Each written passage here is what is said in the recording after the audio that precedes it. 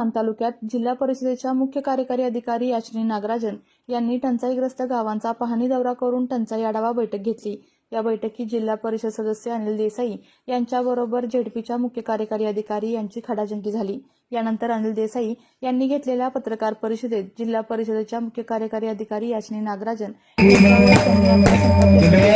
यावेळी त्यांनी लोकप्रतिनिधी पालखी सोहळ्यानं पावन झालेली भूमी आपलं पालखीचं विश्वासात न घेता या दौऱ्याची आणि बैठकीची कोणतीही कल्पना दिला नसल्याचा आरोप करत या कारभारावर आपला संताप व्यक्त केला आहे। स्वतःच्या अधिकाराचा गैरवापर करून मुख्य कार्यकारी अधिकारी आपली हुकुमशाही गाजवत असल्यामुळे त्यांच्या या वागण्याचा मी जाहीर निषेध करत असल्याचे यावेळी ते म्हणाले। जिल्हा परिषद पंचायत समितीमधलं प्रशासक राज्य संपून नवीन लोकनियुक्त सदस्यांचे आता कारभार सुरू झालेले आहे, म्हणजे लोकशाहीचा कारभार सुरू झालेला आहे। आणि आज या जिल्हा परिषदच्या सीओ इथं येत असताना, त्या भागामध्ये फिरत असताना जिल्हा परिषद सदस्य असतील, पंचायत समितीचे 10 सदस्य आहेत, सभापती उपसभापती आहेत, या कुणालाही न सांगता येतात आणि स्वतःचा अधिकारशाही गाजवायचा प्रयत्न करतात। मी सुरुवातीलाच त्यांच्या या मोहम्मदलगी कारभाराचा निषेध करतो। त्यांनी जिल्ह्यामध्ये या तालुक्यामध्ये येत असताना तालुक्याची पंचायत समितीच्या सभागृहामध्ये बैठक होते आणि सभापतींना तिथं निमंत्रित केलं पाहिजे, 10 सदस्यांना निमंत्रित केलं पाहिजे, 5च्या 5 जिल्हा परिषद सदस्यांना केलं पाहिजे। तरीसुद्धा मी आणि सभापतींनी आम्हाला कळाल्यावरती आम्ही ही बैठक त्यांनी आम्हाला बोलवलं नाही। आम्ही घुसून आम्हीच प्रशासनाला तुम्ही कशी बैठक लावताय, सभापतींना विचारता सभागृहात बैठक तुम्ही करू शकत नाही, हे स्वतः सभापतींनी ठमकावून सांगितलं। आणि मग आम्ही सदस्यांना निरोप द्यायला लावले। 3 वाजता आम्ही साधारण 1:30च्या दरम्यान आम्हाला कळाल्यावर फोन केला आणि मग 3 वाजता त्यांनी मिटिंग लावते असं सांगितलं। इथं आल्यावरती सुद्धा मिटिंग सुरू झाल्यावर खऱ्या अर्थानं ज्या सरपंचांना, ग्रामस्थांना, पत्रकारांना फीडबॅक असतो की नक्की गावामध्ये काय चालू आहे, अशी कोणी न लोक बघता फक्त ग्रामसेवकांचा आढावा घ्यायचा, त्यांना मला काही सूचना करायच्या आहेत असं त्या सांगून निघून गेल्या। मी जात असताना त्यांना या भागातला एक लोकप्रतिनिधी म्हणून, जिल्हा परिषद सदस्य म्हणून त्यांना सांगितलं की मॅडम, तुम्हाला अजून एक 5-6 सूचना आम्हाला ज्या करायची की ज्या महत्त्वाच्या आहेत, खऱ्या अर्थानं टंचाई ज्यात नसते त्या सूचना तुम्हाला सांगितल्या पाहिजेत। त्या सूचनासुद्धा ऐकून न घेता त्या निघून गेल्या।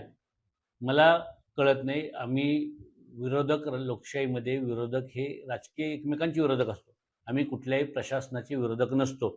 प्रशासनाने कधी पळून जायचं नसतं, प्रशासनानं सगळ्या गोष्टी ऐकून घेतल्या पाहिजेत आणि त्याच्यावरती मार्ग काढून गोरगरीब माणसांना, सर्वसामान्य माणसांना दिलासा द्यायचं हे काम करायचं असतं।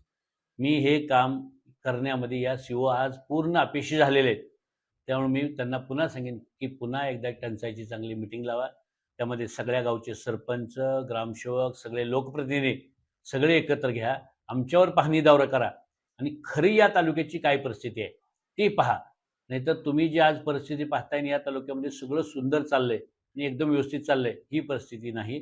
तर या तालुक्यामध्ये गावागावातला गरीब माणूस पिंचतोय। आमच्या पत्रकार बांधवांना त्यांना आता पाण्याच्या सुविधा उपलब्ध करून द्यायला लागतात, टाक्या घेऊन द्यायला लागतात, सायकलीला घागरी बांधून द्यायला लागतात, हे तालुक्यातलं वास्तव चित्र आहे।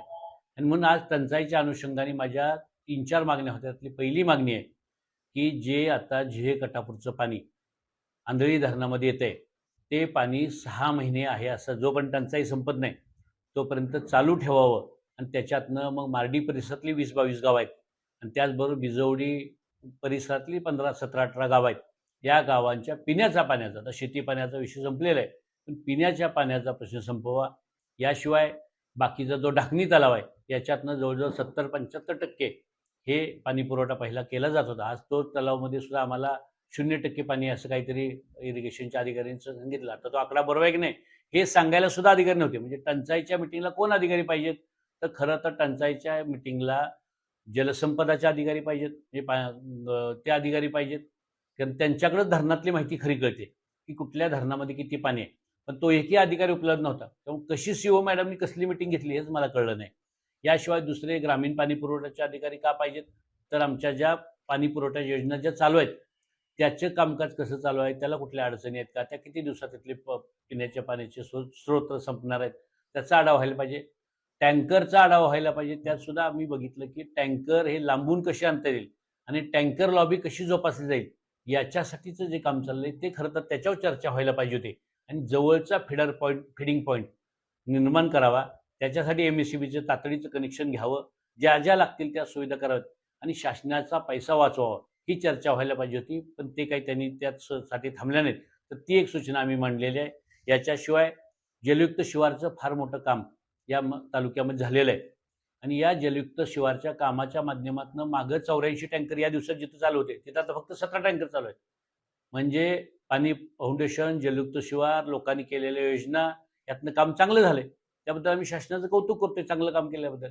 पण दुर्दैवानं या तालुक्यातली 88 कामं अशी आहेत की 1 वर्षापूर्वी ते टेंडर झाले आणि ती टेंडर मॅनेज होत नाहीत म्हणून ती कामं ओपन केली जात नाहीत. म्हणजे ठराविक कॉन्ट्रॅक्टर लॉबी, म्हणजे टँकर लॉबी, कॉन्ट्रॅक्टर लॉबी सांभाळायचं काम चालू आहे आणि याच्या उत्तर द्यायच्या ऐवजी CO पळून गेल्या.